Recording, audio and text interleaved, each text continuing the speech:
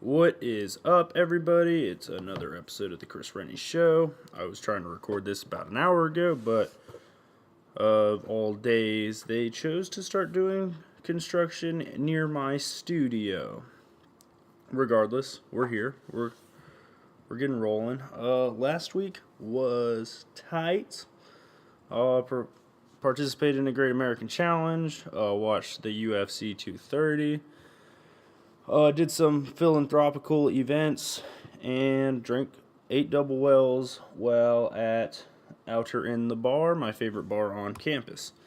Went to the Ohio State game Saturday, very long, a lot of reviews, a lot of penalties, a lot of turnovers. Fun game though, always fun to go to the shoe. Only got so many opportunities left as a student. The next game in the shoe is the big one against that school up north, so I will definitely be in attendance there. Looks like Ohio State's in survive in advanced mode. They got to get better each week, but that's fine. The test I was sick for, did good on it. The test I was still kind of sick for, did even better. So let's get into it. Let's get the ball rolling. Here. The first thing I wanna talk about. 7-2. That's the record of the New England Patriots. 6 straight since they went 1-2. I was right. I don't want to rub the listeners the wrong way, but the Patriots are now 7-2 and in complete control of the AFC East, which they could win at 10-6. Let's be real. That's not the issue here. They beat the Chiefs. They beat the Packers. They beat everyone that's been put in front of them, and they're great. But over the summer, I remember talking about them letting go of Malcolm Butler. I remember talking about why not playing him wasn't a bad decision. Nate Solder also got let go in free agency, which had a lot of fans up in air. What are we going to do with our line? Our left tackle's gone. Well, you see, Malcolm Butler is the worst corner in the league in coverage. He's given up the most touchdowns in coverage out of any quarter. He's the lowest rated corner in Pro Football Focus, and it's really not close. He has struggled to cover the worst receivers, and if you're a fantasy owner and Malcolm Butler is on the other team, you should probably pick up the receiver that's going to be across from him most of the game. The Giants, their line has struggled. Nate Solder hasn't been much of a help. They're 7-2, the Patriots. I don't like being right because it makes me a very overconfident tool. But at the same time, I am so tired of idiots saying, "Oh, Bill Belichick, they're rubbing the wrong way. Gronk and Brady, they're getting rebellious." I think at the end of the day, they know that this is going to work out. Who made the move for Josh Gordon? Bill Belichick. Who brought in 7 or 8 receivers through the preseason and the offseason to see who will work with Tom Brady? Bill Belichick. Well, once Julian Edelman got back from the suspension and Brady got his favorite target back, the whole outlook of the Patriots changed completely. Now Brady's got a safety valve. Now Chris Hogan's a third target. Philip Dorsett. Now he just gets to be what he is, a speed burner who takes top off the defense. Josh Gordon coming into his own. The culture is really good for him. And as a Browns fan, I'm not mad about the move. The Browns needed to get him out of the culture because he was cancerous to the Browns. Now the Patriots have such an established culture, they can take that risk on Josh Gordon. That's just the way it is. And if he doesn't fall into line, as we've seen, the Patriot machine will keep rolling. It's the Patriot formula. It's worked every year.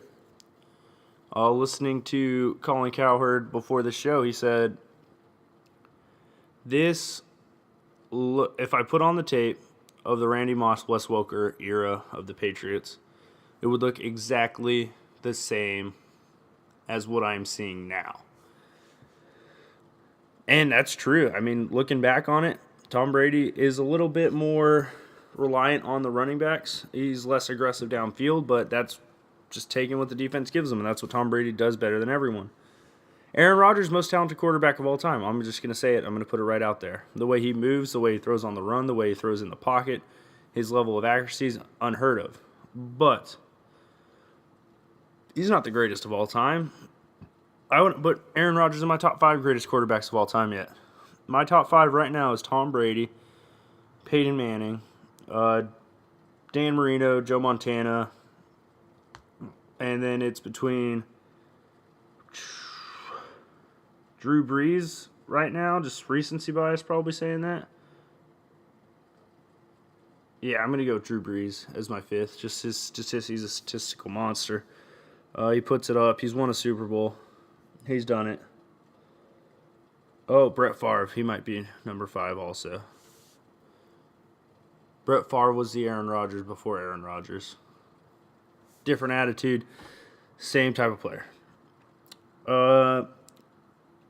Tom Brady proved it once again. He's better than you and he knows it. Bill Belichick proved it once again. He's better than you and he knows it. And until Brady is 45 and retired, I think this same formula is going to work and continuously work until the end of time. Death taxes and the Patriots going 13-3 or winning 10 games or winning the AFC East are the only things that are bound to happen in life as long as Bill Belichick and Tom Brady are together. Whew, what an opener. Yeah, nope, I was right. A lot of people were wrong. I don't know why. They always doubt the Patriots. It might be the age of Tom Brady. It might be the Alex Guerrero thing. It might be the TV 12 method. It might be because Brady's in the mogul part of his career. All in all, Tom Brady still cares too much about winning to leave Belichick and vice versa. Would this team be the same with Jimmy G? Probably not. I don't think so. Jimmy G blew out his knee. Tom Brady's healthy.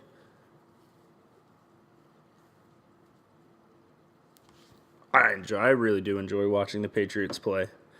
I saw James White ruin my fantasy team on 2 back-to-back plays. I didn't start Aaron Rodgers this week. Should have trusted my gut. I thought Kirk Cousins against the Lions was going to be the move. I didn't think the Lions defense would hold them to under 300 yards, and they held them under 200 yards. All in all, it's a good week of football. I loved watching the NFL this weekend. The Browns didn't perform great, but I'll get to this more in my NFL quick hits. It's going to be a quick hit week. This was kind of the main topic I wanted to cover at the beginning of my show. So, moving onward. College football. A rewind. The elephant in the room.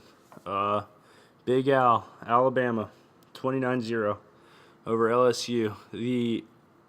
I'm going to say, undisputed second or third team in the SEC. And Bama beat them 29-0 in Baton Rouge, in Death Valley.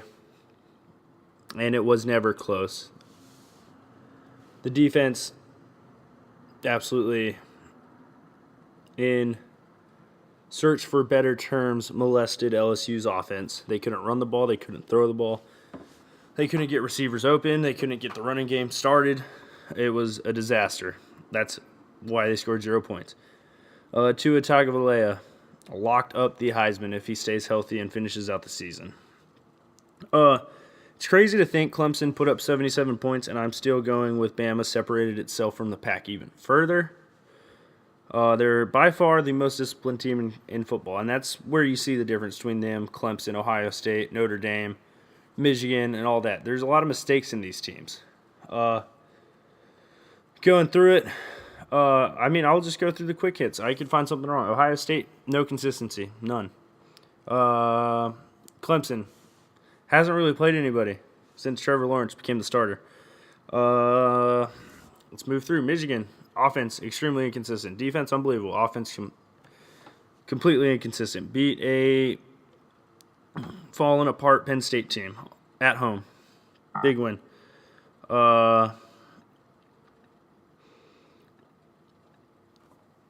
Moving down the list, Notre Dame. They beat Michigan early. They're undefeated. But Michigan's looking better than them. They can't find consistency at the quarterback position. They really can't find their level of offense. Their defense has been great. We're going to find out a lot about them down the stretch. Oh, man, the list. Georgia, going to lose to Alabama. That's their weakness. Oklahoma, no defense. Absolutely zero. They fired their defensive coordinator. Hasn't gotten better. And going through it, that's probably my list. UCF, I'm still on the bandwagon of shut up. You're not that great. You're going to lose to something I'm going to talk about soon. But yeah, no, I mean, just watching Alabama, I didn't watch the whole game. It was over before it started. Once they played Mo Bamba over the stadium loudspeakers, and you saw the Alabama players absolutely unfazed and ready to go to work rather than the LSU players who were trying to intimidate the unintimidatable. You want to know how you intimidate the unintimidatable? 82 yards to the heart of the South. You need a star. You need a true star. Oklahoma does have a true star in Kyler Murray. I will say that. Ohio State, star in Dwayne Haskins. Can't run. That's his weakness. So going through it, they have so much depth at every position. Their defensive line, their offensive line, their running backs. So you have 4 running backs at play. They have 6 or 7 receivers. It's unheard of, as they say. And so we'll move on. Clemson got destroyed Louisville. I wrote that down wrong in my notes, but Clemson destroyed Louisville.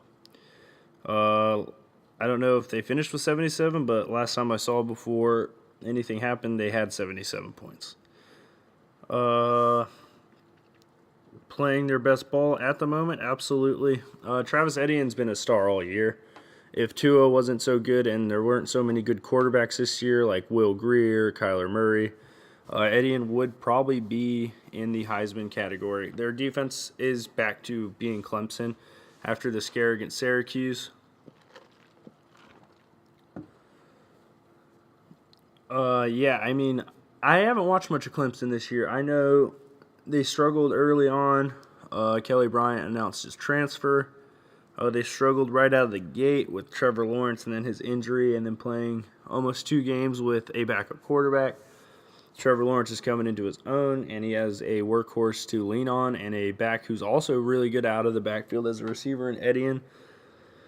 They're forcing turnovers. Their defensive backs are playing better.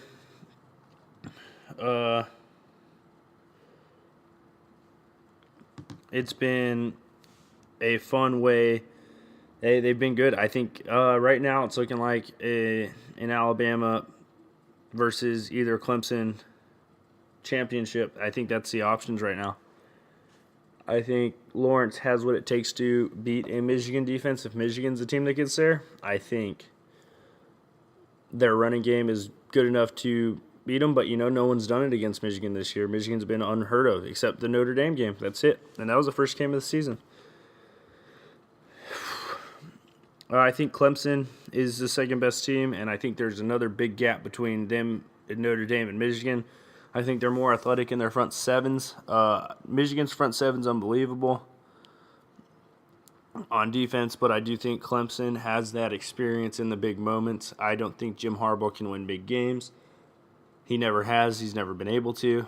I think he gets overwhelmed in the moment, and I think that's where Michigan's going to fall apart, whether it be at Ohio State, whether it be in the Big Ten Championship, whether it be in the college football playoff. They haven't been in a national title. They haven't won a true national title since then, and Clemson's got that, and that's where I see the difference. Talking more about Michigan, because I sort of transitioned.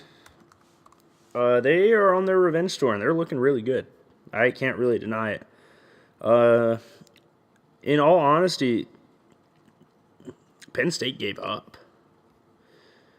Karan Higdon and Chris Evans and Shea Patterson ran all over them. Yeah, I mean, it was absurd. I've never seen Penn State come out so piss poor at home. Wait, no, was it not at home? Whatever, doesn't matter. Oh, no, it was in the Big House yet. Nope, that's my fault. Penn State's season is done. They're 6-3. They have nothing really to play for except pride. The end of their schedule is not great. They have Wisconsin, Rutgers, and Maryland. They had to get through this tough stretch of Iowa and Penn State and Wisconsin, and they didn't. They've lost to every team that's better than them, and they're beat every team worse than them. But Michigan, Michigan, it's tough to say it. They look like the best team in the Big Ten right now, and you can't really deny that. I don't think they're the most talented team in the Big Ten, but they look like the best team. And that's sort of been Jim Harbaugh's mantra throughout his entire career. He's never really had the most talented or best teams, but he's coached up his guys. He's given his guys a self-belief to win these games. And with that being said, they're going to be super dangerous down the stretch. Their schedule's not tough. They've got Rutgers, Indiana, then Ohio State. Going into the Horseshoe is going to be tough. That game's never going to be easy. Their offense isn't explosive. Their defense is extremely explosive. It's going to take a lot of growing up to go into the shoe and win. They beat Michigan State 21-7 on the road. That was probably their biggest win of the year, I'd say.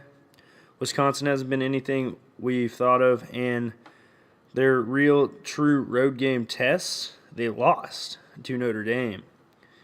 So, yes, they've beat teams. Yes, they beat SMU. They beat Nebraska. Nebraska didn't have Adrian Martinez when they played Michigan. Nebraska, Adrian Martinez got hurt. Andrew Bunch was in. It went south fast. Nebraska's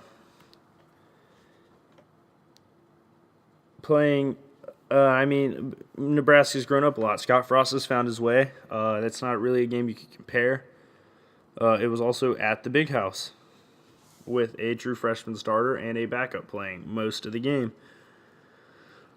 I really can't take away their credit, though. They've beat who's in front of them, and they have to win one more big game to make it to the college football playoff for the first time. I think they're ready to represent the Big Ten, but I don't think they can beat Alabama because they're the same team with less talent. Okay, so moving forward to my last team I want to talk about, my current school and hopefully my future alma mater if I don't drop out. That's a joke. I'm not going to drop out. Looking stiff. Talent is there. That's sort of what I saw. So the biggest issue with the Ohio State Buckeyes right now.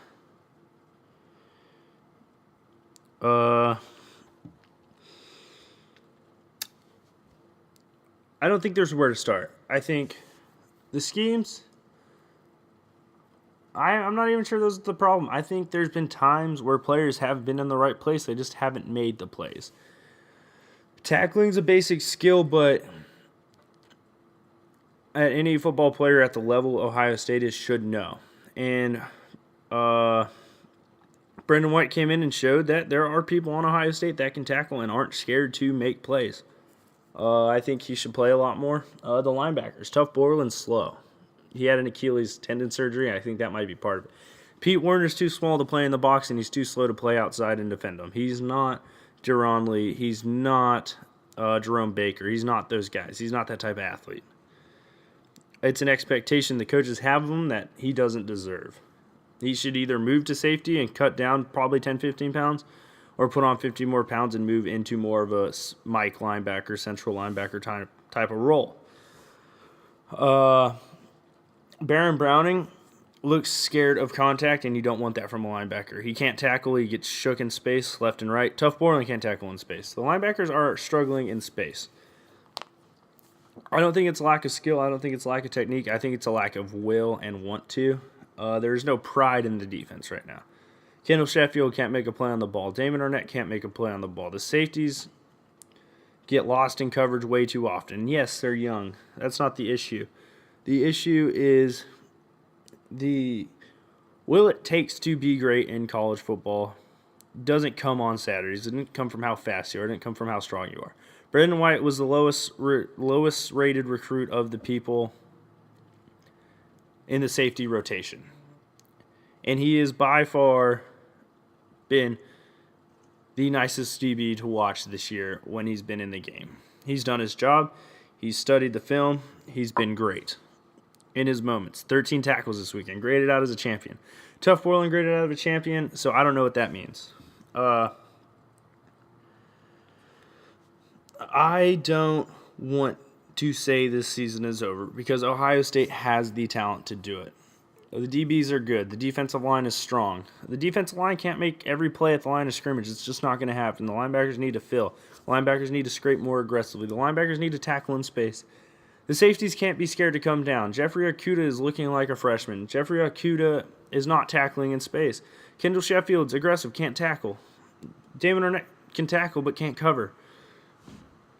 Underutilizing some of the younger guys. I saw Tommy Togiai play for the first time. He's a gap filler. That helps the linebackers. A guy taking on 2 or 3 guys at the line. That's what you need when you have linebackers who don't move as well. The offense got the run game going. It's going to be really tested against Michigan State. We'll see how that goes. They're still in the hunt. They need to learn how to defend a dual threat quarterback because that really, really has been a problem. And Lewerke can run a little bit, but he's not great at it. I don't remember the backup Michigan State's quarterback's name. Didn't really look it up, but he can run a little bit too. But at the end of the day, survive and advance, baby. They went out, they're in. That's just a factual statement.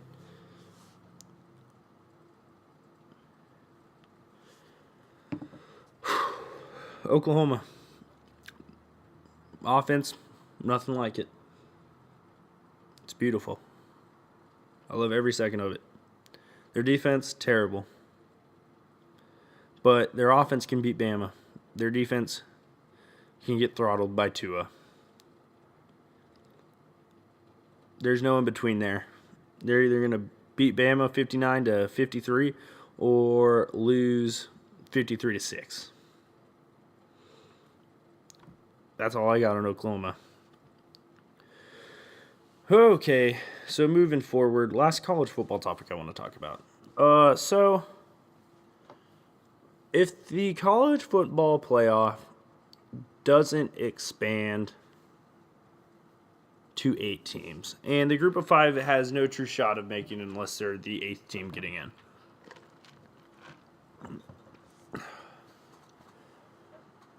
I would love in bowl season to see a group of 5 championship, sort of pseudo championship. The 2 best teams from the group of 5 would play in one of the New Year's 6 bowls, or you create a 7th bowl that'll be also played on New Year's, or another day. Just give it its own attention. Doesn't matter when. But it's a bowl game I'd love to see. I'd love to see a group of 5 national championship. In the FCS, they do a mid-major national champion. And I think if these 2 teams, if you get 2 of the best group of 5 teams to play each other, it can be extremely fun. Now, don't get me wrong. UCF playing Auburn was great. But it was a game that really didn't matter in the grand scheme of things. Yes, for UCF, it mattered so much more for UCF.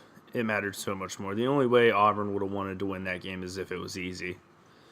So this year, if it all works out and Fresno State wins out and UCF wins out, those would be the 2 best teams in the group of 5 by ranking and record. So you put those 2 in a matchup against each other and you get to see the best group of 5 team. And I think that would give the group of 5 teams so much more to play for, especially if they're not going to get the respect of a 4-team or 8-team playoff. That's what I meant to say.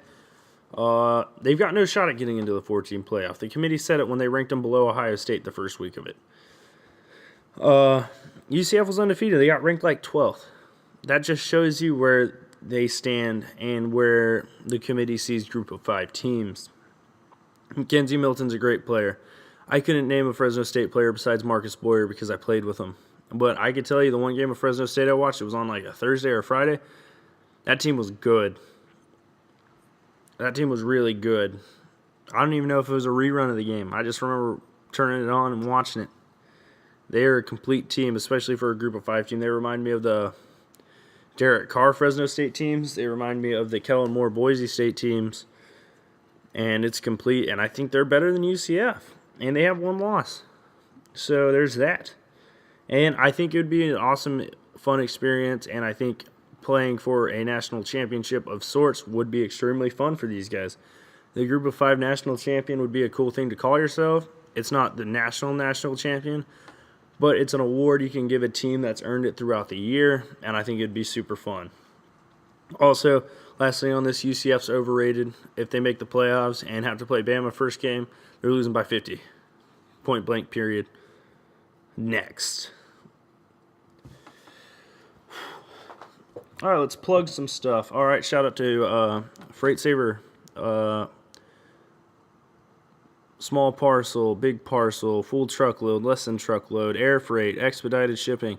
If you need help moving pallets, anything, strange objects, go to freightsaver.com and get a quote today.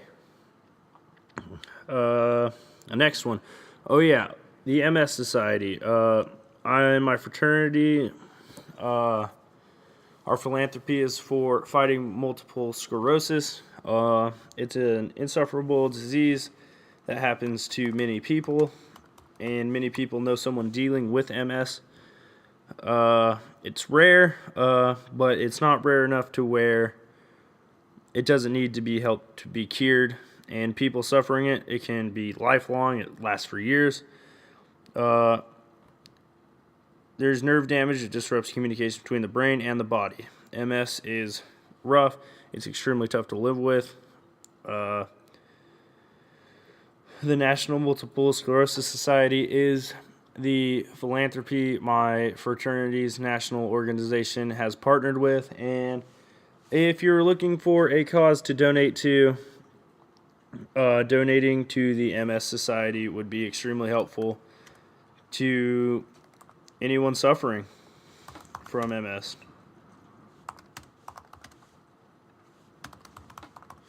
I don't know how to do the MS Foundation's info on how to help find MS at www.gathrams.com. The National MS Society.org has ways you can donate or make one-time gifts or make a monthly donation. Anyways, anything you can do could help. Just spread the information. Hopefully, if you're listening to the show, it gets you thinking about other diseases as well. People are dealing with stuff they don't deserve to be dealing with every day, and helping in any way you can would be greatly appreciated from the Mom's Basement family to you.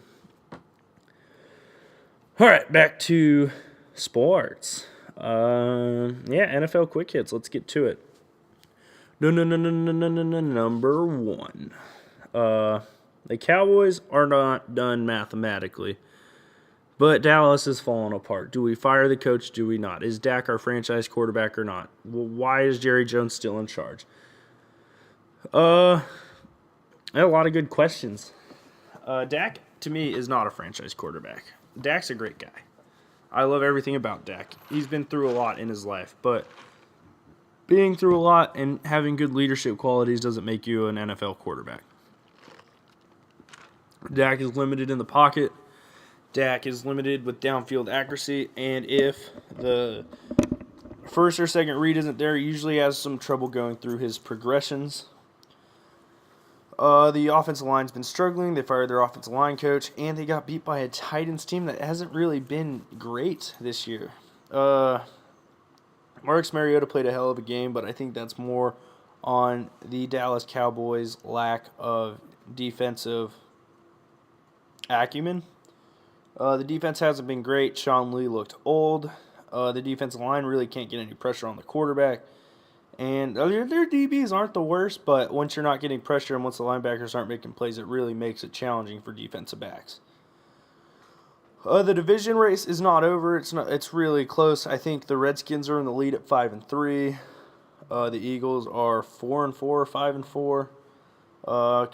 Not completely sure. The race is still wide open. They're not mathematically out, but 3-5 is a lot different than 4-4. And I think Alex Smith is a better quarterback than Dak and will lead the Redskins to win the NFC East. Zeke can't do much when the quarterback can't complete passes. That allows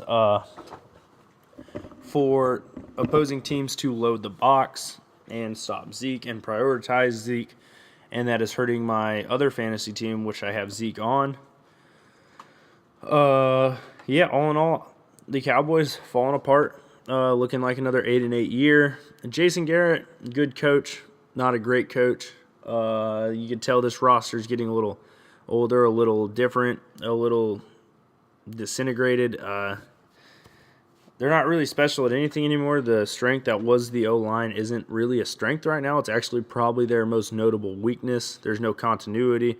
Once they lost their center, Zach Martin, who they paid big money, the continuity started falling apart. There's a reason Zach Martin got paid, and the reason is what we're seeing now, and it's a struggling offensive line. I don't think Jerry Jones is going to blow it up, and I also think that's a problem. And if the Cowboys offer Dak a long-term extended contract, it's not going to be a pretty 4 years for the Cowboys because it's going to be very average and very underwhelming. To the second one, the Patriots are the best team in the AFC. I know the Chiefs look pretty on paper. The Chiefs make all the pretty fun plays. They move around a lot, but playing a disciplined defense in the Patriots, and once Andy Reid is forced off script, he is not the greatest at coaching, Andy Reid. All in all, I think the Patriots have been there.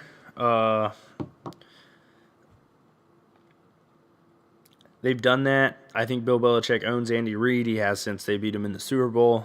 I want the best for Andy Reid, and I love watching Patrick Mahomes play.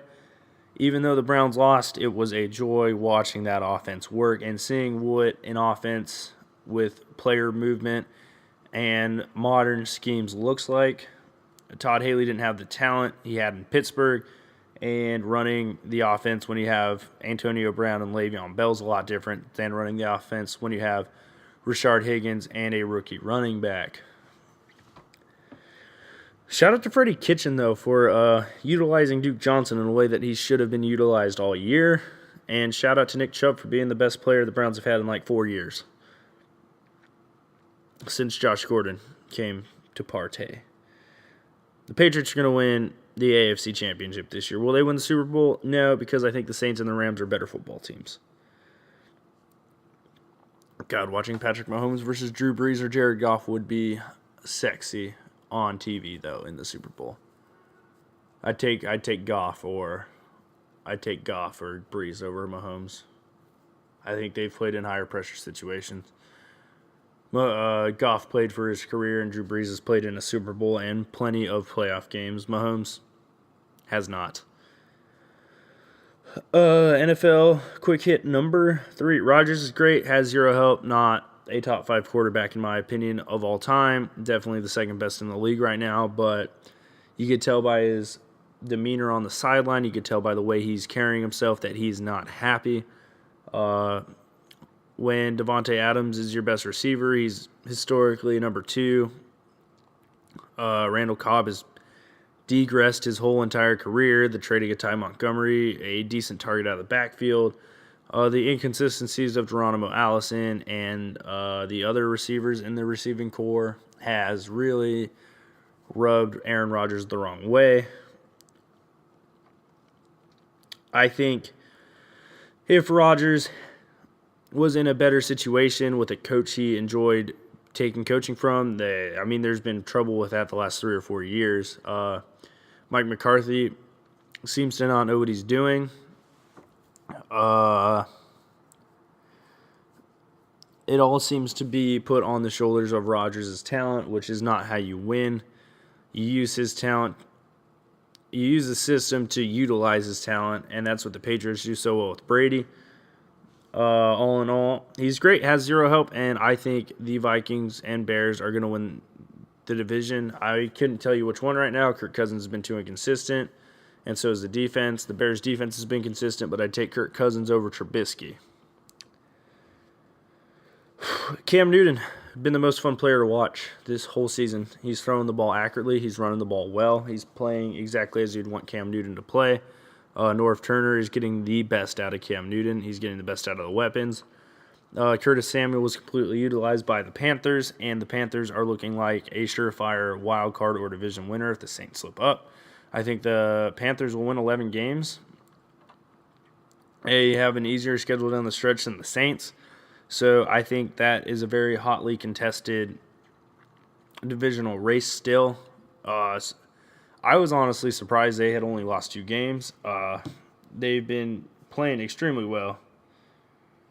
And it's awesome to see.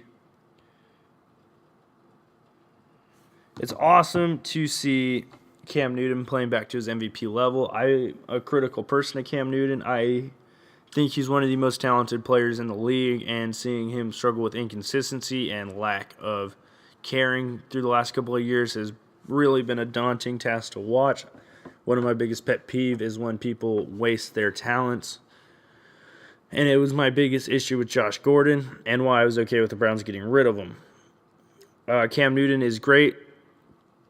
And Greg Olsen came back healthy. He was his favorite target. Funchess has played well. Getting rid of Kelvin Benjamin has opened up that locker room, and I think they're more comfortable. Utilizing the athleticism of McCaffrey and Curtis Samuel has been one of the priorities of Norv Turner, and it's working like a charm. If the Panthers make the playoffs, Cam Newton's the type of talent that can literally change games, the way you have to plan for him, the way you have to plan to stop him as a runner, as a thrower. He can get the ball downfield. He has one of the strongest arms in the league. Sometimes he lacks the accuracy, but in big moments he's shown he can play pretty well. Sans the Super Bowl where the Broncos defense played absolutely out of this world. Last one. If the Saints have home field advantage, they will play for the Super Bowl. You saw it. You saw him play. You saw him play the Rams this weekend. God, what a blank. That was a bad one. That was one of the most fun games I've watched this year. I watched it while doing homework. Jared Goff's exceptional. Anyone who doubted him, I was right about Jared Goff too. Jared Goff has one of the better arms. He's more accurate. He looks just like Drew Brees, just on the other side. The Saints in the first half very much did everything they could to take Todd Gurley out of the game. You're not going to keep him out of the game forever. They got a 2-touchdown lead. Michael Thomas with the bomb at the end. Their offense is just so talented, the Saints, and that's 100% the reason I think they could play for the Super Bowl. Getting Eli Apple, a really good man-to-man corner, a new motivated corner playing with people he played with in college, people he's comfortable with. The linebacking core on the Saints has been awesome. You saw the way they cut out Gurley. They got a nice pass rush on Goff, made him uncomfortable at times, forced some turnovers, and that was the difference in the game. They scored almost every series, where the Rams missed out on 2 or 3 series, and it was just an explosive game, and it's the type of game you want in your NFC Championship, and I think it's almost a guarantee that the Rams will be playing the Saints in the NFC Championship. It just depends on where. If it's in LA, I'd give the edge to the Rams. If it's in New Orleans, I'd give the edge to the Saints. Those are my NFL quick hits. Next plug, if you haven't listened yet, listen to Pints of the Round Table before we record it Thursday. Do not listen to my old show, listen to my new show. We're going to be on episode 25. This is the Chris Renne Show, episode 25. All shows are posted to my Instagram and Snap story, as well as linked into my bios on Instagram and Twitter. On Facebook, I post them to my personal profile and also the Mom's Basement page, so like that. And you'll see a hub for all of the shows I participate in. Yeah, so moving on. Don't forget, follow me on Twitter at Chris_Renne and follow us on Instagram at mbasementprod and Twitter at mbasementprod. So I put out a nice little Twitter post. I wanted to see if there was any topics people wanted me to talk about. I've gotten 2 comments. One I'll talk about in depth because it's been pretty fun to watch. The second one, it's kind of a joke within itself, and we'll talk about that second, and then I'll close out the show. Alrighty, so fan topic, state of the crew. The crew's been saved. Huzzah. Jimmy Haslam, Andy Haslam, and some guy from Columbus, an investor, have made the plan to purchase the Columbus Crew and keep them in Columbus. There's some meaning behind this. Columbus has a great soccer history since 1994 when the MLS was founded. Columbus was a founding member. The Crew are obviously one of the oldest teams in the MLS because of that. After the NASL was defunct and there was a lot of American leagues, the MLS found its place as a major league sport. It's still a smaller sport than the traditional leagues. It's smaller than the NFL, NBA, and MLB. Still smaller than hockey, but I think it's catching up. I think there's a good following in the United States for their local MLS teams. You could see the growth. If you watch an Atlanta United game or an LAFC game or a Minnesota United game, the stadiums are pretty packed and their fan sections are unbelievable. And I think adapting some of the European traditions into this are awesome. But this is where Columbus is different. The new teams have adopted European traditions to their teams. Columbus, the Crew, have their own set of history and their own set of traditions. The Crew have been there since the beginning. And I read a story through The Athletic, and if you aren't a subscriber to The Athletic and you're a sports fan, you're doing it wrong. This isn't a plug. This is just one of the greatest things I've ever done with signing up for The Athletic. I was kind of afraid of it at first, but moving towards it was awesome. Great decision. They have podcast journalists, and they cover everything just so well. It's the best in journalism, I'll tell you. Sports journalism, I'll tell you that. But the story talked about a history in Columbus, one with the United States national team. So soccer, historically, home field advantage is true. Soccer in Europe is very college football-like. It's very cult-like. The following of it is extremely passionate and extremely personal. NFL fans, yeah, we love our teams, but is it personal? Not to me. As an NBA fan, players are more popular than teams. As a baseball fan, it's local. If you're from Cleveland, you love your Indians. That's just what it is. If you're from Kansas City, you love your Royals. You watch it. Ratings locally are the best of any sport. National ratings of the NBA are pretty even with it, but locally, the MLB is the best local rating sport in America. Football-wise, it's hard to tell because all the games are national. Yes, you get your Browns game locally, but if you have the Sunday ticket, you can watch it anywhere. But home field advantage comes from the passion of the fans. The United States soccer team had played all over the country and had not found a home that gave them a home field advantage. Now, when the United States national team was coming up and sort of becoming a more formidable foe after the 96 World Cup, they kept losing to Mexico at home. And every time they'd go to Estadio Azteca, they'd be like, damn, the elevation here, the home field advantage here, it's crazy. So they thought, well, where can we play? So Denver was an option, but it was very similar to Estadio Azteca. The elevation doesn't really give you a home field advantage when that's their home field advantage. Okay? Los Angeles. Well, guess what? California is very close to Mexico. That's going to be half and half, baby. A lot of Hispanics in California. They're going to root for their home country. Same with Texas.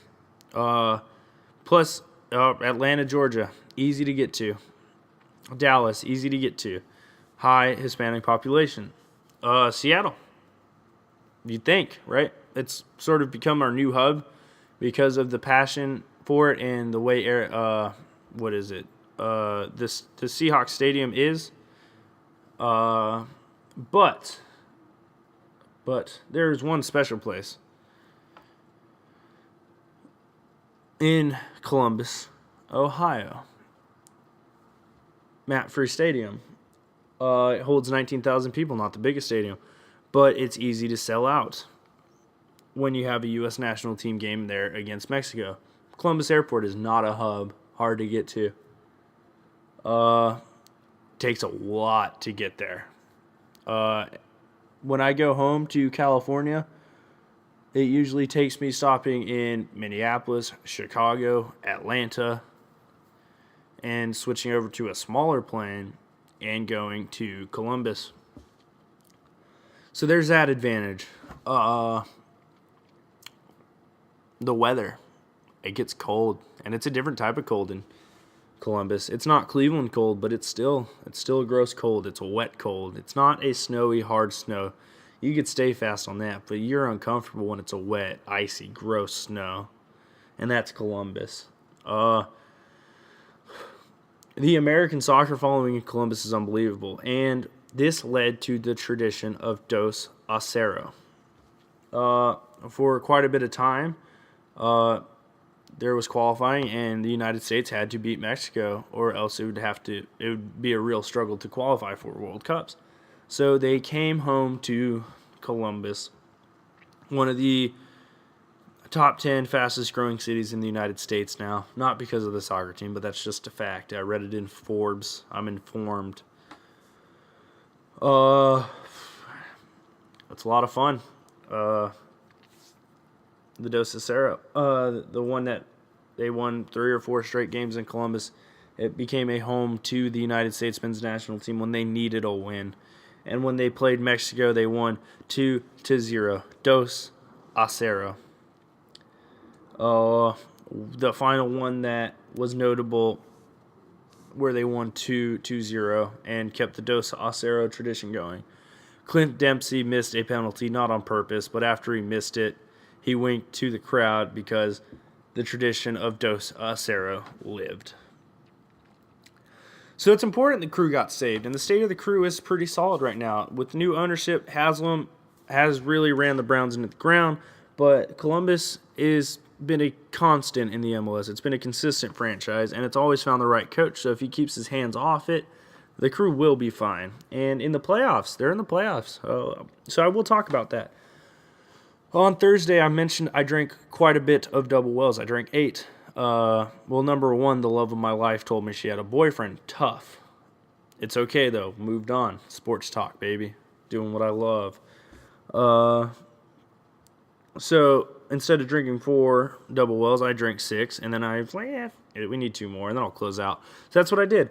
But while I was there at the beginning, we watched the second half of the crew game against DC United, who had Wayne Rooney, Paul Arriola, a very star-driven crew for an MLS team. Well, it started with a mistake by Zach Steffen, who since then has been playing absolutely out of his mind. Yes, it's been 2 games, but after that mistake, he made some impressive saves. The strategy for the game was established by Greg Berhalter, who's going to be the first topic I talk about. Greg Berhalter is looking like the next U.S. national team coach, and he is a former U.S. national team player. He played all over Europe. He played in the Premier League. He played in some lower leagues. He played in the Bundesliga. He knows soccer. He knows soccer well. He played on the U.S. national team for like 15, 16 years, and he wears red Hanes underwear for good luck. I have taken that tradition upon myself as well, and have started wearing red Hanes underwear exclusively. He's very into his system, very Jose Mourinho-like, very Pep Guardiola-like, where his system is his life. The players understand his system, and I think that's a strength he'll give to the national team. Will Trapp, Pipa, Higuain. Pipa is Higuain. They're the same person. Giazi Zardes. A very solid team up front, some solid midfielders. A very formidable back line. Not many big names back there, but they help. And then an extremely athletic keeper. Well, their system worked perfectly, and they would have beat DC United had Zach Steffen not made an error and just punched the ball over the post. Rather, he tried catching it, and it led to an easy header on the net, and they scored. So they went down, or it tied it. I can't remember. It was pretty drunk. And then the Crew took a 2-1 lead, and then United scored extremely late, sending it to added time. This led it to penalties, where Zach Steffen made 3 saves, which is unheard of in a penalty shootout. I've only seen it from a high school soccer girl, and it was one of the coolest things I watched in person. Regardless, the Zach Steffen one was better because the moment, it wasn't a preseason tournament. It was for it all. So what happened next? They played the New York Red Bulls, a team who scored the most goals in Premier League history this year. A team that was supposed to waltz into the MLS final. They played him in Columbus for the first leg. Zach Steffen made one of the best saves I've ever seen off a header. He just got a hand to it, knocked it out, kept the lead 1-0 going into the second leg. He also made a crucial play on a clearance where he ran all the way out of the box on a long ball and made a tackle that saved a huge goal. And if he didn't make the tackle, well, they were going to score. But he made the play, and that's what matters. Zach Steffen's an extremely athletic keeper. Greg Berhalter did something he never does. He went from his traditional lineup and went to the most traditional soccer formation of all time, a 4-4-2, to give Pipa a rest. He played some young guys, made some critical substitutions, but that's the thing Berhalter does. He makes sure everyone knows his job. Everyone knows their job. And that's why Greg will be a great national team manager. So he didn't start his best player, arguably, in Pipa. And once he played Pipa, it led to a phenomenal play where he backheeled it to Giazi Zardes, and they scored and took the lead and took a 1-0 lead going into New York. Well, Pipa's a little older, so playing him, not starting him, everyone's like, oh my God, you're not playing your best player. Yeah, no, it was a bold move. But it was a calculated risk, and it paid off because since he is a little older, these amounts of minutes, these two-legged playoff matchups, you're going to need him healthy, number one. And number two, you're going to need him to be able to play at his highest level for the entirety of the game or the half. He needs to be calculated with his usage of Pipa, which he was. And that was awesome. And it worked out. And if he continues to make decisions like this that pay off, it's going to be pretty for the national team in the future. And it's going to be beautiful for the Columbus Crew because now they're saved. And now they have a chance to play for something Columbus needs, and that's championship. Man, I love the Crew's fun, man. Growing up in Park City, Utah, I always liked Real Salt Lake in the MLS, and I saw them win a title. Now being in Columbus, it would be cool seeing the Columbus Crew win a title as well. Well, I'm here. So there's my soccer. There's my fan topic. Hope you enjoyed that. The second one, curling, not a sport. I can do it right now. Could I do it well? Absolutely not. But I can get off the couch and become a curler. Conclusion. It's Bama's world. We're all living in it. Nick Saban's done something I've never seen before, and I probably will never see again in my lifetime. Ohio State, you're reeling. College basketball season starts. Got my student tickets. Got tickets for every single game this year. Let's go Bucks, baby.